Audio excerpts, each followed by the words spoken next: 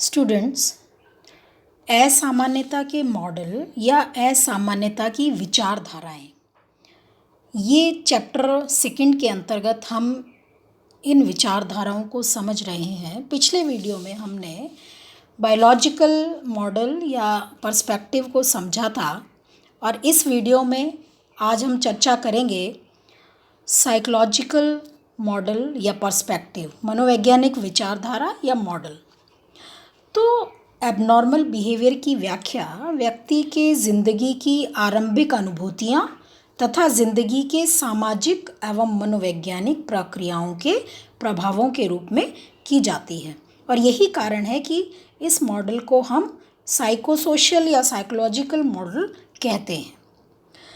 तो इस मॉडल के अंदर जो है कई तरह की विचारधाराओं को रखा गया है। उनमें से कुछ प्रमुख विचारधाराएं हैं, जैसे फर्स्ट है मनोगति की विचारधारा, सेकंड है व्यवहारवादी विचारधारा, थर्ड है संज्ञानात्मक विचारधारा, फोर्थ है मानवतावादी अस्तित्वात्मक विचारधारा तथा फिफ्थ है अंतर्वैयक्तिक विचारधारा।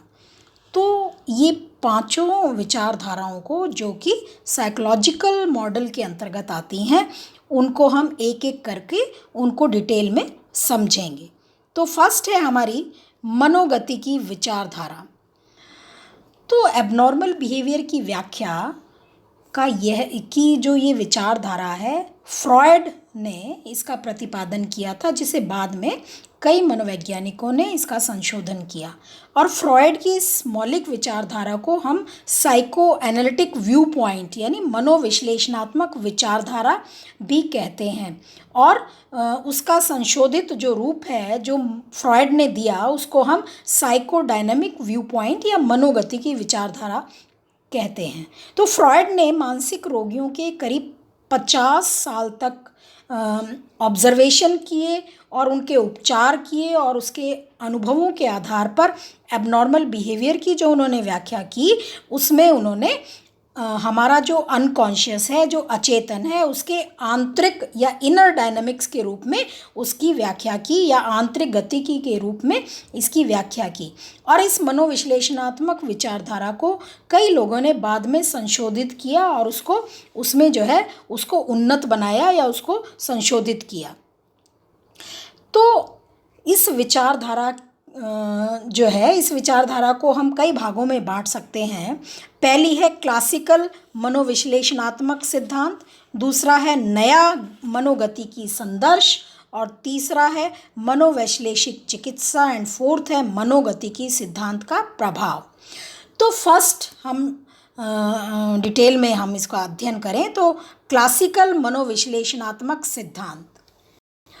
तो फ्रॉयड ने इस सिद्धांत को प्रतिपादित किया था और फ्रॉयड को मानसिक रोगियों के ऑब्जर्वेशन तथा उपचार का गहन अनुभव था और वे अपने अनुभव के आधार पर इस निष्कर्ष पर पहुंचते हैं कि रोगी का अधिक मजबूत एवं महत्वपूर्ण मानसिक प्रक्रियाएं चेतन में ना होकर अचेतन मन में होती हैं और चेतन की मानसिक प्रक्रियाओं से व्यक्ति अवगत रहता है, यानी हमें चेतन प्रक्रियाओं की जानकारी रहती है और अचेतन की मानसिक प्रक्रियाओं से व्यक्ति बिल्कुल भी अवगत नहीं होता। तो इन दोनों के बीच में एक और मानसिक प्रक्रिया होती है जिसे हम सबकॉन्शियस कहते हैं या अर्धचेतन मानसिक प्रक्रिया कहते हैं। और ये अर्धचेतन की जो मानसिक प्रक्रियाएं हैं, इनको व्यक्ति प्रयास करके चेतन में लाना चाहता है। और एबनॉर्मल बिहेवियर की व्याख्या में फ्रॉयड ने कुछ महत्वपूर्ण इम्पॉर्टेंट जो कॉन्सेप्ट्स हैं उनको जो है डिटेल में समझाया। जैसे पहला है id, ego and super ego. तो इदम अहम और परम अहम। तो फ्रॉयड का मत था कि व्यक्ति का जो व्यवहार है वो व्यक्तित्व के तीन महत्वपूर्ण सब सिस्टम उपतंत्र जिनको हम कहेंगे उसकी अंतःक्रिया का परिणाम होता है। और ये तीनों जो उपतंत्र हैं, सब सिस्टम हैं, उनमें id, ego and super ego जो है तीनों का वर्णन हम करेंगे। तो इड जो है वो जन्मजात होता है, मूल प्रवृत्ति है जो जन्मजात होती है तथा जिसमें दो परस्पर विरोधी इंस्टिंक्ट होती हैं, हमारी मूल प्रवृत्तियां होती हैं, जैसे लाइफ इंस्टिंक्ट और डेथ इंस्टिंक्ट, यानी जीवन मूल प्रवृत्ति और मृत्यु मूल प्रवृत्ति। तो जीवन मूल प्रवृत्ति में संरचनात्मक ड्राइव्स होते हैं तथा उनका स्वरूप जो है वो सेक्सुअल होता है। इसको जो है लिबिडो कहा जाता है। ये जो सेक्सुअल जिसका रूप होता है इसको हम लिबिडो कहते हैं। तो जीवन मूल प्रवृत्ति को इरोज भी कहा जाता है। तो मृत्यु मूल प्रवृत्ति क्या है? मृत्यु मूल प्रवृत्ति से तात्पर्य विध्वंसात्मक ड्राइव से होता है, जिससे व्यक्ति में आक्रामकता, बर्बादी या मृत्यु की ओर उन्मुखता होती है। तो ये जो इड है, जो हमारा, जिसको हम इदम भी कहते हैं, तो इड का जो स्वरूप है वो सेल्फिश होता है और उसका जो सेल्फिशनेस इतनी ज़्यादा होती है कि व्यक्ति को ये होता है कि उसकी जो आवश्यकताएं हैं, जो उसकी इच्छाएं हैं, वो तुरंत जो है पूरी होनी चाहिए। यानी ये इड जो है, जिसको हम इदम भी कहते हैं, तो इड जो है वो जिद्दी स्वभाव का होता है और जो बच्चा है उसमें इदम जो है बहुत ज़्यादा होता है। जैसे बच्चा जो है अपनी हर एक ज़िद को पूरी करना चाहता है, उसको प्लेजर प्रिंसिपल पर इदम जो है आधारित होती है और बच्चे को जैसे कोई भी कार्य, चाहे किसी को उसके लिए कितनी भी तकलीफ़ हो, लेकिन उसकी इच्छाओं की पूर्ति होनी चाहिए। तो इदम जो है एक ज़िद्दी स्वभाव यानी प्लेजर प्रिंसिपल पर आधारित होता है। इसी तरह से ईगो जो है व्यक्तित्व के या जो इसका जो व्यक्तित्व होता है, ईगो जो व्यक्तित्व होता है वो रियलिटी प्रिंसिपल पर बेस्ड होता है, यानी कि वास्तविकता पर पूरा उसका ध्यान होता है। यानी कि व्यक्ति जो भी कार्य करता है वो कार्यों में वो वास्तविकता को ध्यान में रखकर ही करता है। और दूसरी बात यह है कि जो ईगो है वो प्राथमिक प्रक्रिया द्वारा नहीं बल्कि सेकेंडरी प्रक्रिया द्वारा कार्य करती है। निर्णय संबंधी किए गए सेकेंडरी जो कार्य हैं वो सेकेंडरी प्रक्रिया के उदाहरण हैं। वास्तव में ईगो जो है वास्तविकता की मांग है और इदम और जो हमारी सुपर ईगो होती है, यानी इड और सुपर ईगो के बीच में ये जो है इंटरवेंशन करता है, मध्यस्थता मीडिएटर का काम करता है और किसी अंतिम निर्णय पर पहुंचता है। इसी कारण जो है हम कहते हैं कि ईगो जो है वो रियलिटी प्रिंसिपल से निर्देशित होता है। इसी तरह से व्यक्तित्व का जो तीसरा सब सिस्टम होता है वो होता है सुपर ईगो। और ये जो सुपर ईगो है ये मॉरलिटी बेस्ड होता है, यानी कि नैतिकता के नियम पर आधारित होता है, जो सामाजिक मूल्यों एवं नैतिकता के आलोक में ही सही तथा गलत का निर्णय लेता है और ये मॉरलिटी प्रिंसिपल से ही निर्देशित होता है। जैसे जैसे परम अहम का विकास यानी हमारी सुपर ईगो विकसित होती है, व्यक्ति में आंतरिक नियंत्रण की जो शक्ति है वो बढ़ने लगती है तथा व्यक्ति में इदम की जो इच्छाएं हैं उनसे निपटने की क्षमता बढ़ने लगती है और परम जो हमारी सुपर ईगो है वो अहम के मध्य भी कार्य करता है तथा अहम को जो हमारी ईगो है उसकी जो हमारी अनैतिक इच्छाएं हैं उनको क्रियान्वित करने से वो रोकता है। तो फ्राइड का कहना है कि जो इड, ईगो, जो सुपर ईगो, तीनों की आपसी अंत्यक्रिया जब अलग अलग लक्ष्यों की प्राप्ति के लिए हम कोशिश करते हैं तो व्यक्ति में एक संघर्ष, आंतरिक संघर्ष उत्पन्न होता है, जिससे अंतर मानसिक संघर्ष जिसे हम कहते हैं। और अगर ये हमारा अंतर मानसिक संघर्ष का यदि समाधान नहीं हो तो व्यक्ति में मेंटल डिसऑर्डर्स उत्पन्न होने लगते हैं। तो इसी तरह से सेकंड जो हमारा पॉइंट है, फ्रॉयड ने जो बताया, जो कॉन्सेप्ट दिया क्लासिकल साइको एनालिटिक थ्योरी के अंतर्गत, वो है स्टेजेस ऑफ साइकोसेक्सुअल डेवलपमेंट, यानी मनोलैंगिक विकास की अवस्थाएं। तो फ्रॉयड ने व्यक्तित्व विकास की 5 मनोलैंगिक अवस्थाओं का वर्णन किया जिनके माध्यम से व्यक्तित्व का विकास होता है। तो पहली है ओरल स्टेज यानी मुखावस्था। तो प्रथम 2 वर्षों तक ये अवस्था होती है जिसमें मुंह जो है वो प्रमुख सेक्सुअल क्षेत्र होता है और बच्चे में खाने एवं चूसने की क्रिया से सबसे अधिक संतुष्टि बच्चे को मिलती है, तो उसको हम ओरल स्टेज कहते हैं। और जो इसके अंतर्गत सेकंड जो स्टेज है वो है एनल स्टेज यानी गुदा अवस्था। ये जो अवस्था है ये 2 से 3 साल के बच्चे तक की होती है तथा बच्चा अधिकतम खुशी वो एनल स्टेज के उत्तेजन से ही प्राप्त करता है। थर्ड है फैलिक स्टेज यानी लिंग प्रधान अवस्था। यह अवस्था जो है 3 से 6 साल तक होती है तथा इस अवस्था में बच्चे ज्ञानेंद्रियों की सेल्फ स्टिमुलेशन यानी आत्म उत्तेजन से अधिक सुख प्राप्त करते हैं। और फोर्थ जो स्टेज है वो है लेटेंसी अवस्था यानी लेटेंसी स्टेज या अप्रगट अवस्था। तो ये अवस्था 6 से 12 साल तक होती है, जिसे सच्चे अर्थ में हम मनोलैंगिक विकास की अवस्था नहीं कह सकते, क्योंकि इस अवधि में कोई न्यू सेक्सुअल क्षेत्र विकसित नहीं होता। और इस अवस्था में सेक्सुअल जो इम्पल्स है उसमें आवेग जो है उसमें कमी आ जाती है, क्योंकि बच्चे इसमें नई नई स्किल्स को क्रियाओं तथा नई नई क्रियाओं में रुचि लेना प्रारंभ कर देते हैं। एंड लास्ट जो है फिफ्थ स्टेज है जेनिटल स्टेज यानी जननेंद्रिय अवस्था। तो ये अवस्था 13 साल से प्रारंभ होती है जो आजीवन चलती रहती है। तो इस अवस्था में व्यक्ति को अधिकतम संतुष्टि या आनंद जो है हेट्रोसेक्सुअल रिलेशन से होता है, यानी विषम लिंगी या अपोजिट सेक्स से होता है। तो प्रत्येक अवस्था व्यक्ति के समक्ष एक खास तरह की डिमांड रखती है और उसमें एक तरह का मानसिक संघर्ष उत्पन्न होता है जिसे दूर करना आवश्यक है। अगर किसी कारण से ये मानसिक संघर्ष समाप्त नहीं होता तो उसमें आगे चलकर एबनॉर्मल बिहेवियर उत्पन्न होना शुरू हो जाता है। तो इसी तरह से थर्ड जो पॉइंट है क्लासिकल साइकोएनालिटिक थ्योरी के अंतर्गत वो है चिंता डिफेंस मैकेनिज्म यानी रक्षा प्रक्रम एवं अनकॉन्शियस यानी अचेतन। तो मनोविश्लेषणात्मक सिद्धांत में चिंता भी एक महत्वपूर्ण कॉन्सेप्ट है जिसका असामान्य व्यवहार पर सीधा प्रभाव पड़ता है। फ्रॉयड ने 3 प्रकार की चिंता को महत्वपूर्ण बताया: वस्तुनिष्ठ या वास्तविक चिंता, स्नायु विकृत चिंता तथा नैतिक चिंता।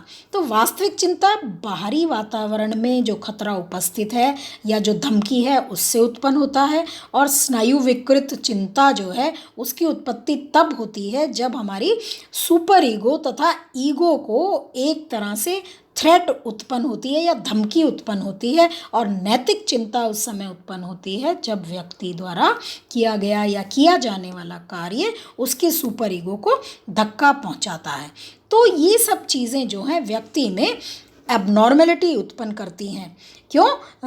अहम जो है कुछ तर्क संगत उपायों के माध्यम से अपने चिंताओं से अपने आप को बचा लेता है, परंतु ऐसा हमेशा संभव नहीं होता। तो ऐसी हालत में कुछ असंगत उपाय को अपनाकर अपनी चिंता को दूर करता है, और ऐसे जो अतार्किक जो संगत उपायों को फ्रॉयड ने डिफेंस मैकेनिज्म यानी रक्षा प्रक्रम की संज्ञा दी है। रक्षा प्रक्रम जो है वो अचेतन स्तर पर कार्य करते हुए वास्तविकता को विकृत करके व्यक्ति में चिंता के स्तर को कम कर देता है। तो रक्षा प्रक्रम जो है वो रिप्रेशन है, यानी कि अपनी जो हमारे कार्य हैं उनको हम जो है दमन कर लेते हैं, हमारी इच्छाओं को हम दबा लेते हैं, डिफेंस मैकेनिज्म को हम यूज़ करते हैं। और इसके अतिरिक्त प्रोजेक्शन या डिस्प्लेसमेंट, विस्थापन या प्रतिक्रिया निर्माण, ये प्रतिगमन आदि इसके जो एग्जाम्पल हैं डिफेंस मैकेनिज्म के, कि हम जो है प्रोजेक्शन करते हैं या किसी अन्य वस्तु, व्यक्ति या पदार्थ के माध्यम से अपनी चिंता को ख़त्म करने का प्रयास करते हैं, या उसको हम विस्थापित कर देते हैं, दूसरी जगह उसको ट्रांसफ़र कर देते हैं, या हम प्रतिगमन करते हैं। तो इन रक्षा प्रक्रमों के उपयोग से व्यक्ति क्या करता है, अपनी चिंता को ही दूर नहीं करता बल्कि असामान्यता की ओर उन्मुखता उसमें बढ़ जाती है जब वो डिफेंस मैकेनिज्म को यूज़ करता है।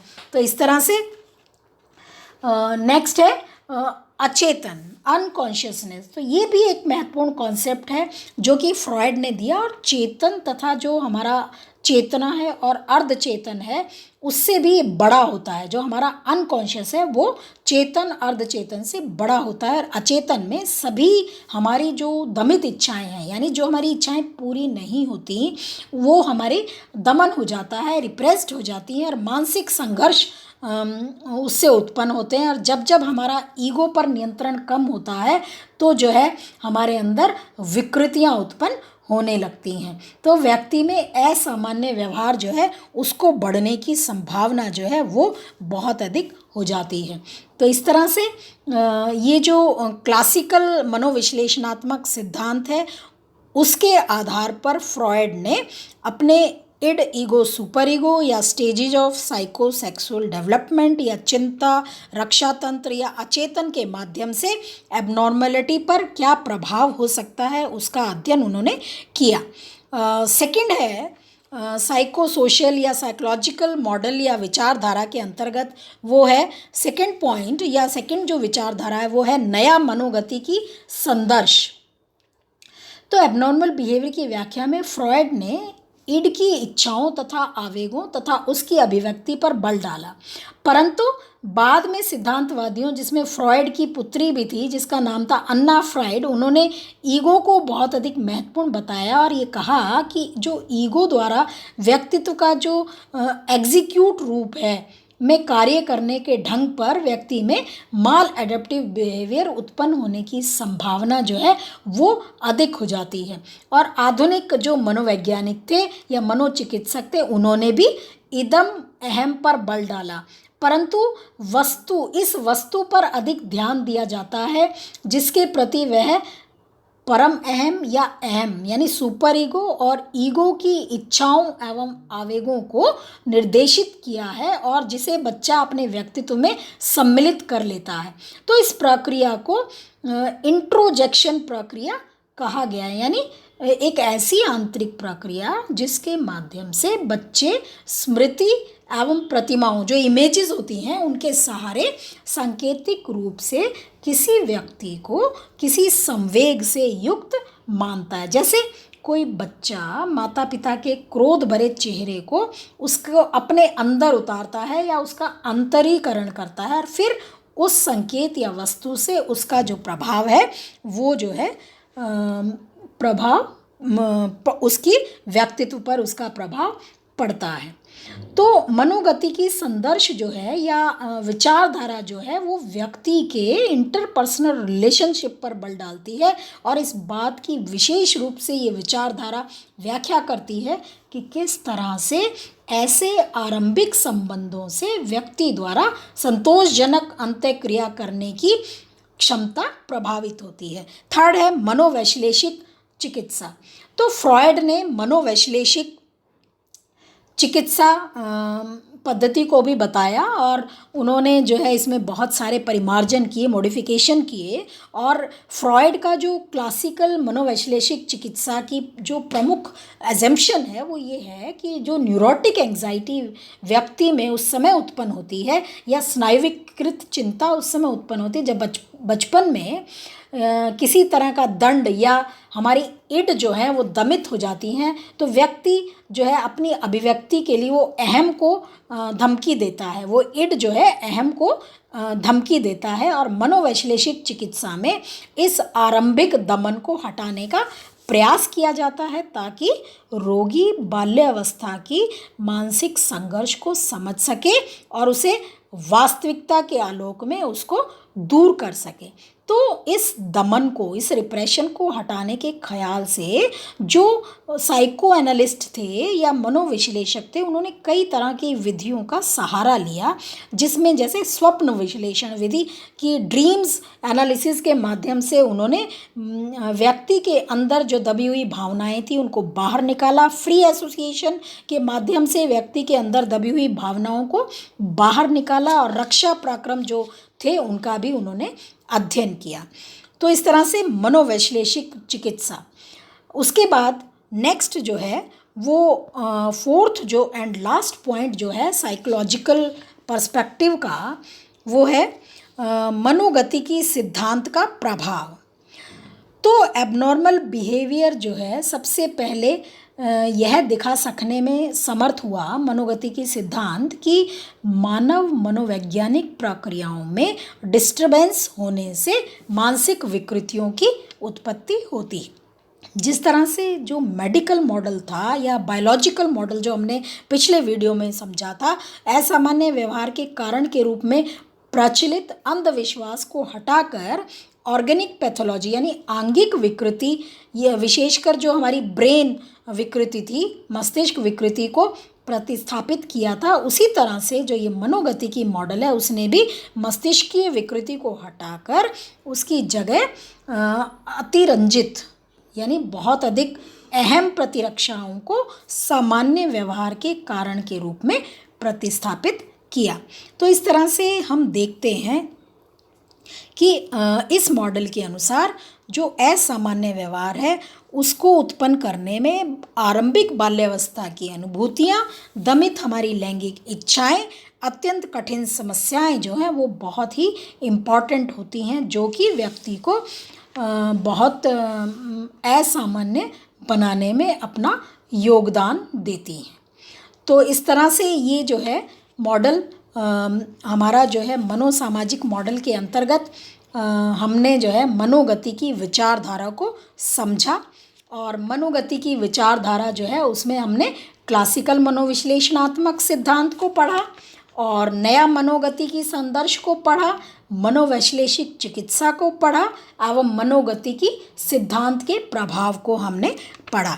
तो इस तरह से बच्चों ये हमारा जो है मनोसामाजिक मॉडल, उसमें जो एक पॉइंट था मनोगति की विचारधारा, वो हमारा कंप्लीट होता है। Thank you.